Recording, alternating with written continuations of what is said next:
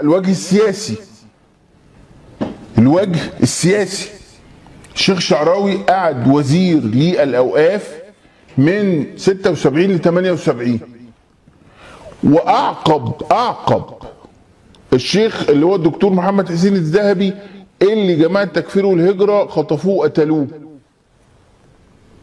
كان موجود الشيخ الشعراوي في اللي هو 17 و 18 فبراير، احداث فبراير اللي هم انتفاضه الخبز اللي هم سموها، والسادات سماها انتفاضه الحراميه في سنه 77.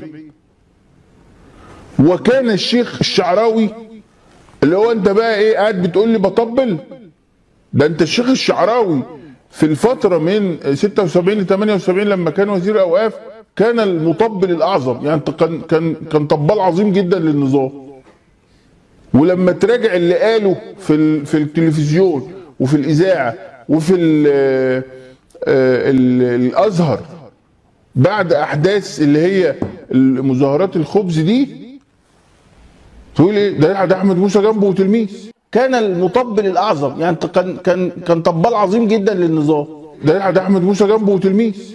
اولا تخيل كده واحد بيقول احمد موسى طبال وضربه كمثال علشان يشبهه بالامام الشعراوي ويقول عليه انه كان طبال اكتر منه. واحد المفروض انه هو اعلامي طالع يهين امام وعالم زي الشيخ الشعراوي رحمة الله عليه ويقول لك ده كان اكبر واعظم طبال. طب انا هسألك سؤال واحد بس، بما انك راجل اعلامي وبتطلع على الفضائيات بعض الاحيان تهاجم رجال الدين، تقدر تتكلم على اي رتبة في قناتك وتهاجمه؟ الاجابة لا، ما تقدرش. وللأسف ما بين فترة والتانية بقى اي حد دلوقتي يطلع يهاجم الشيخ الشعراوي ويجيبه ويحط فيه، بالرغم انه مات وارتاح منهم خلاص ومن كلامه. خسارة ده يكون مستوى اعلامنا احنا كمصريين، بلد العلم والعلماء اللي صدرت العلم للعالم كله، واللي الطلبة بتيجي من كل دول العالم علشان تدرس في الازهر الشريف فيها. في الاخر واحد اعلامي يطلع ويقول لفظ زي ده على الامام الشعراوي ويقول ده كان اكبر واعظم طبال. طب ينفع كده؟ ويا ريتها جات عليه هو وبس، ده احنا كل فتره والتانيه يطلع علينا نموذج يحرق دمنا ويستفزنا، يا يغلط في الدين يا في رجال الدين. ده بدل ما يتكلموا في حاجه تفيد المشاهد من مواضيع مهمه وقضايا ومشاكل الناس ونماذج مشرفه نتعلم منها ونفتخر بيها، بيهاجموا الدين ومشايخه. واللي انا نفسي افهم، والامام والشيخ الشعراوي مات وارتاح منكم خلاص، ايه اللي انتوا عايزينه منه تاني بعد موته علشان تطلعوا تهنوه كل شويه؟ مثلا يعني فاكرين ان بالطريقه دي هتاثروا علينا او على الاجيال اللي بعدنا فتدوهم فكره غلط عنه بحمله التشويه اللي كل فتره تحصل دي؟ طب ريحوا نفسكم وبدل السم اللي كل شويه يطلع منكم ده، واحترموا المهنه والمشاهد قبل اي حاجه، واتكلموا في حاجه مفيده افضل ليكم. لان والله الشيخ الشعراوي رحمه الله عليه احنا اتعلمنا منه وحبيناه وبنحبه وهنفضل نحبه، واللي بتعملوه ده بيزيد من قدره ومكانته عندنا لا اكتر. وانت واللي قبلك واللي جاي بعدك مهما تقولوا وتحاولوا تشوهوا في صورة الامام الشعراوي فتمامكم بس زي اللي تبول في بئر زمزم وبس. رحم الله مدير الدعوة الاسلامية بوزارة الاوقاف ومفتش العلوم العربية بالازهر الشريف ومدير مكتب شيخ الازهر الشريف ورئيس بعثة الازهر في الجزائر ومفسر القرآن الكريم ورئيس قسم الدراسات العليا بجامعة الملك عبد العزيز الإمام الشيخ محمد الشعراوي رحمة الله عليه. بس كده، واتمنى من كل الناس اللي بتشوفني دلوقتي تعمل مشاركة للفيديو ده في كل مكان. أشوفكم على خير